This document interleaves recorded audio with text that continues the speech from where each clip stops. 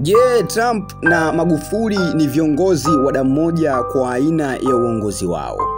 Watu wote Tanzania wanaikumbuka Machi 17, 2025 kuwa imetimia miaka 4 tangu John Pombe Magufuli, rais wa 5 Tanzania, kufariki dunia. Wapo waliomkosoa na wapo waliomuunga mkono. Ingawa viongozi hawa wawili, Trump na Magufuli, wanaongoza mataifa yenye historia, tamaduni, uchumi na siasa tofauti, lakini wote wanashabihiana kwa masuala kadhaa, kuanzia mtindo wa uongozi hadi maamuzi yao yenye utata. Makala hii leo inachambua mambo 7 yanayoleta mfanano wa namna wanavyotawala na kuendesha serikali zao bila kuzingatia iwapo wanapatia ama wanakosea. Moja ni viongozi wa wananchi kwanza. Magufuli, kama ilivyo kwa Trump, alijitambulisha yeye mwenyewe kama mpinzani wa mfumo wa kisiasa uliokuwepo ambao kama uliwasahau ama uliwasusa watu wa hali ya chini ama wananchi husika. Wote walijenga umaarufu wao wa kupinga kile walichokiita mfumo wa kifisadi au deep state na kujitokeza kama watetezi wa wananchi wa kawaida. Magufuli alijinasibu kama mtetezi wa wanyonge. Trump yeye alijinasibu kama mtetezi wa Marekani wa kawaida. 2. Maamuzi ya kushangaza, yale maamuzi ya papo kwa papo. Kama kuna mahali wa Tanzania wanamkumbuka zaidi Magufuli, ni eneo la kutoa maamuzi ya papo kwa papo kwenye mikutano ya hadhara, na mara nyingi bila kujali athari zake kwa muda mrefu. Kwa mfano, Machi 2017, bila onyo lolote, aliamuru kufungwa kwa maduka ya kubadilisha fedha za kigeni nchini Tanzania kwa madai kuwa yalihusika na utakatishaji wa fedha. Trump anafanya hivyo kupitia amri za rais anazozitoa kila leo.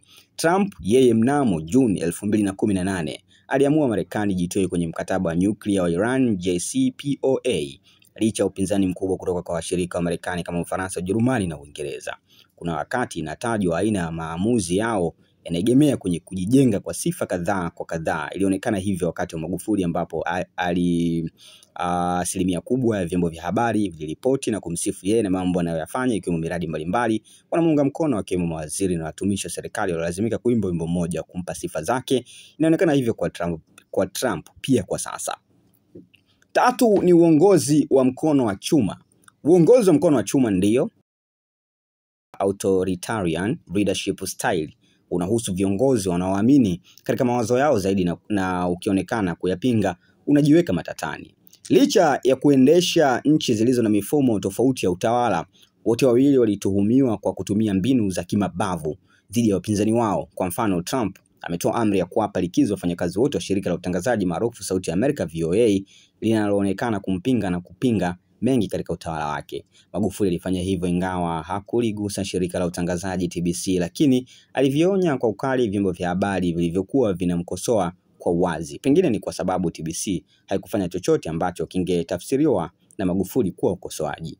Novemba 2016, uongozi wa Magufuli ulilifungia gazeti la Mawio kwa miaka 2 kwa tuhuma za kuchapisha habari zilizoleta uchochezi kuhusu siasa za Zanzibar.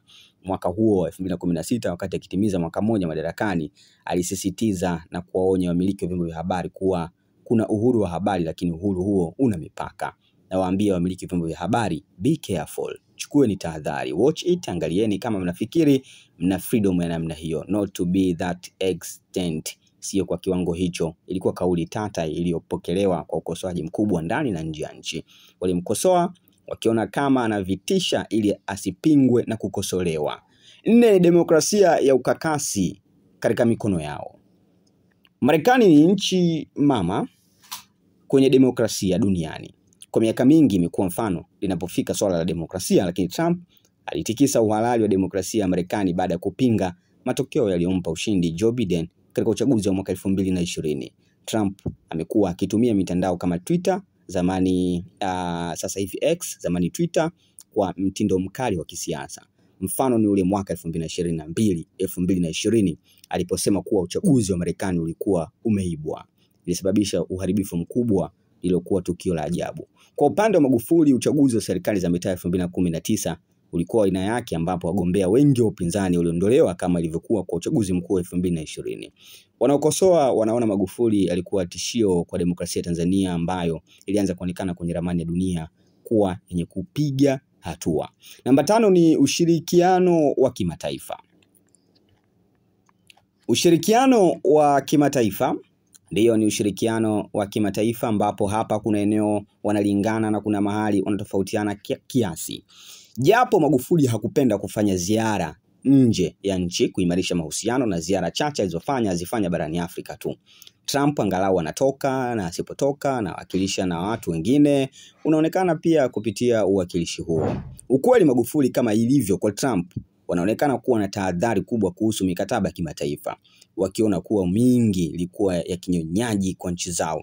Kwa mfano mwaka 2017 Magufuli alikataa mkopo wa dola bilioni 10 kutoka China kwa ajili ya mradi wa bandari ya Bagamoyo, akidai masharti yake yalikuwa ya kinyonyaji kwa Tanzania. Lakini Trump kwa upande wake Juni 2017 alitangaza kujitoa kwenye mkataba wa hali ya hewa wa Paris, akisema ulikuwa unaiumiza Marekani kiuchumi huku ukiwanufaisha mataifa mengine. Marekani chini yake ikatangaza kujitoa kwenye Baraza la Umoja wa Mataifa la Haki za Binadamu huko Geneva kwa tangazo la aliyekuwa waziri wa mambo ya nje Mike Pompeo na balozi wa Marekani kwenye Umoja wa Mataifa Nikki Haley. Mawazo yake kuhusu ushiriki wa Marekani katika shirika la afya duniani WHO linakuambia Trump ni mtu wa aina gani. Namba 6, tumbua ya fedheha. Wote wana mamlaka kama marais kufanya maamuzi ya kuondoa watumishi walioonekana wazembe ama watumishi wasioendana na mifumo yao kama ambavyo wao wanataka. Lakini wakosoaji wanawatizama kama wanaotumbua ama kuondoa watumishi kwa njia isiyo staha ya kuwalindia heshima na utumishi wao. Basi Trump si muumini wa mfumo wa kisiasa wa kawaida, yani anti-establishment stance kama ilivyokuwa kwa Magufuli. Kuna wakati walivunja taratibu za kisiasa za kawaida na kupambana hata na viongozi wa ndani za serikali zao. Mfano, Magufuli aliwatimua ama kutumbua maelfu ya wafanyakazi wa serikali kwa madai kuwa walikuwa na vyeti gushi. Trump yeye kwa mara alikosana na maafisa waandamizi wa serikali yake na kuondoa kwa mtindo unaokosolewa. Mfano halisi ni mwaka 2018 alipomfukuza kazini waziri wake wa mambo ya nje Rex Tillerson kupitia ujumbe wa Twitter. Wapo wafanyakazi wanaotimuliwa sasa kwa kutumia barua pepe chini ya kitengo cha ufanisi wa shughuli za serikali DOGE anachokisimamia bilionea Elon Musk. 7 na mwisho ni maamuzi magumu. Sio kila rais anaweza kuwa na maamuzi magumu. Magufuli aliamini sana juu ya maamuzi yake licha ya mengine kuwa ya utata. Alifanya maamuzi magumu mengi ukiacha kutumbua na kukinzana na wakubwa wa nje kupitia mikataba mbalimbali ikiwemo ya madini. Kwa mfano kujenga bwawa la umeme la Julius Nyerere JNHHP ambao ulikosolewa na watetezi wa mazingira. Leo unaingiza karibu robo tatu wa umeme kwenye grid ya taifa ya Tanzania. Pia mradi wa umeme ya kisasa wa treni ya SGR na kusitisha mradi wa bandari ya Bagamoyo ulikuwa maamuzi ni ushahidi wa namna alivyoweza kufanya maamuzi yaliyoonekana magumu kwa wengine. Lakini Machi 2020 alipinga masharti ya shirika la afya duniani WHO kuhusu COVID-19, lakini pia kuhusu vita vya Ukraine, Gaza na kuongeza ushuru wa bidhaa za nje ikiwemo China, Ulaya na Asia. Ni uamuzi ambao si rahisi kufanya kwa kiongozi asiamini kwenye maamuzi yake, hatari zake kwa wengine. Trump ameufanya pia.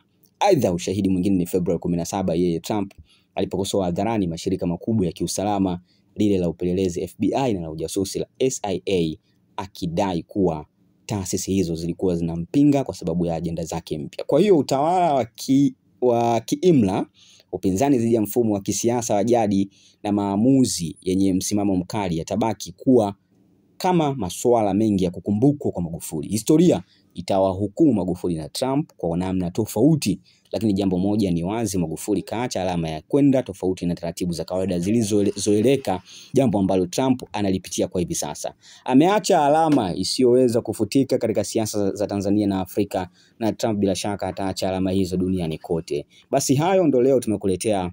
Trump na Magufuli ni viongozi wa damu moja kwa aina yao ya uongozi. Nadhani maswali ulikuwa unajiuliza, huenda kwa mfanano huo utaweza kupata majibu. Asante na kwaheri. Tuambie viongozi wapi unataka tukufahamishe zaidi kwa jinsi ya utawala wao wanavyofanana kutoka Tanzania. Je, Rais Samia anashabihiana na rais yupi kwa hivi sasa?